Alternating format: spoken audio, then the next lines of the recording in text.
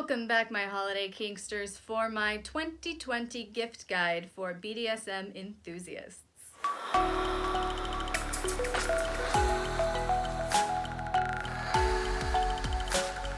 Let's get to our first of 6 subtypes, the pet player. I feel like as a dom, gifting to a pet player, your goal is to really lock them into that alternative headspace.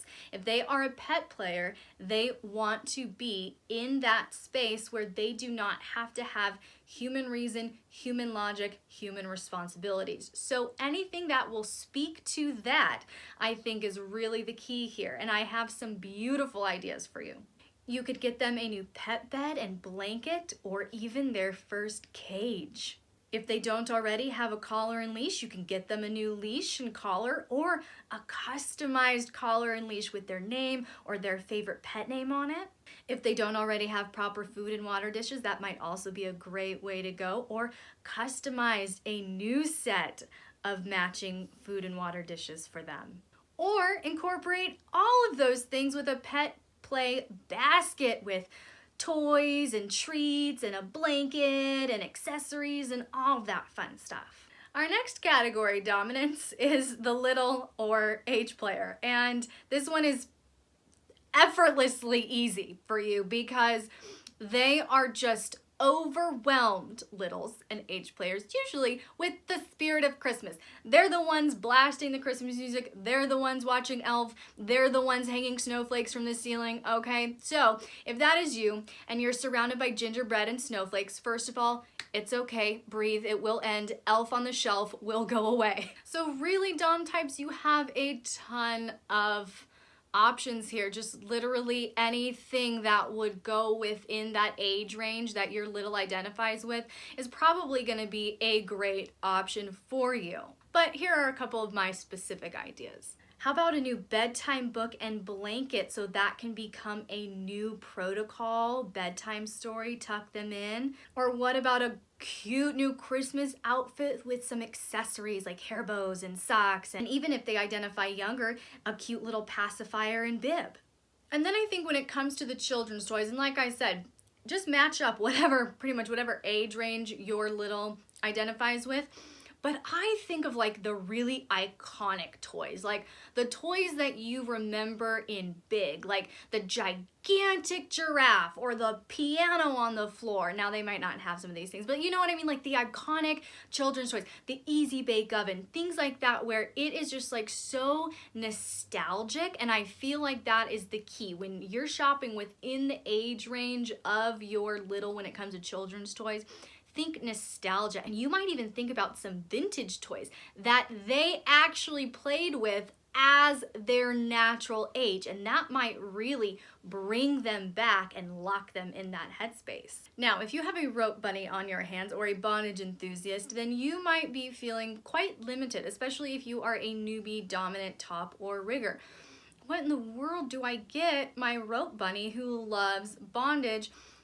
And let's say they have an extensive collection, or they're just now getting started and they're just curious. There are limiting factors to either one. But don't fret, I have a couple of great ideas just for you. The first option I think would be really cool and really add a sensory element into the bondage experience is to get your rope bunny, your bondage enthusiast, a blindfold, and then add to that a new rope type or a new type of restraint you haven't played with before.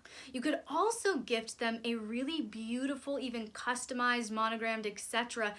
collar and cuff set. Whether it's a day collar set or they wear it just for play, having those cuffs and those collars can really keep that in that headspace they love so much about bondage.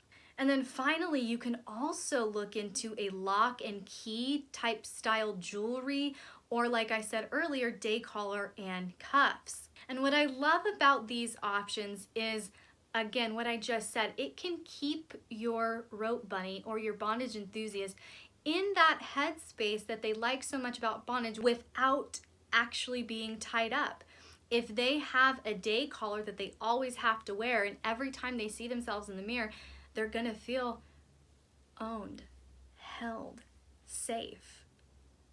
If you gift them a collar and cuff set that they have to wear together, go out and about, be seen out and about, okay? They're always mindful of you, of your presence. So it can really evoke a more psychological form of bondage that can help them stay locked into that headspace even when they're not tied up.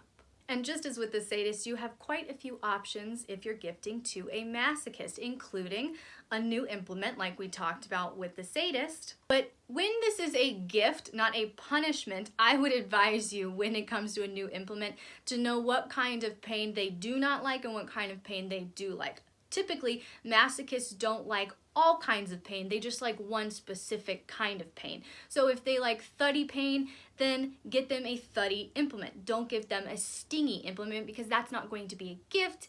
It's going to be a punishment. It's not going to be something fun. You see what I'm saying? So know your type of masochist. But in addition to that, I quite like the idea of incorporating some public play into some gift ideas for your masochist, because a lot of public play can include some elements of humiliation, which is emotional pain. It's mental pain. So just like what we can do with our rope bunny or bondage enthusiast, we can also accomplish with our masochist. With something like a new pair of nipple clamps or even an anal plug for public play they have to wear in public, or even vibrating panties or a chastity cage for some public play. So a good little humiliation moment or a good little tease and deny can also speak to those masochistic desires very effectively. Now, masters, the fact that you are even considering gifting your slave or domestic servant a gift is so generous of you, and they should just be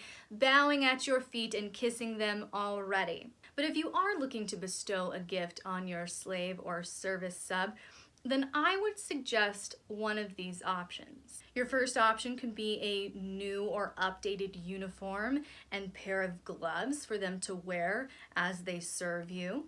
You could also present them with a service-based gift like that silver set that you wanted with some silver polish for them to keep it nice and shiny. Or what about an ottoman and a shoe shine kit for them to take care of your shoes for you?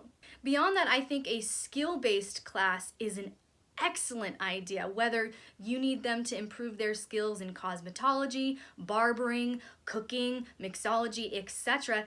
You could also gift them with something that could improve their skills. So really the takeaway here, masters, is that you are gifting your slave the opportunity to serve you better. All right, brats, I haven't forgotten about you. I want to, but I couldn't leave you out of this list because, Doms, I do have 3 really great gift ideas if you have a brat on your hands. The first gift I would recommend your brat this holiday season is coal plus a punishment spanking to the point of tears. If that doesn't work for you, you're not very sadistic, then you could also go with coal and maybe some daily edging and orgasm denial until January 1st. Even then you could go with coal plus the assignment of writing 1,000 lines of, quote, Santa ignored me because I'm a defiant little brat.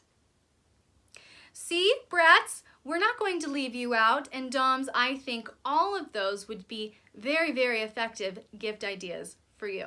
In all seriousness, if you want to give your brat a good gift, I would recommend gifting around one of the other types that we discussed today.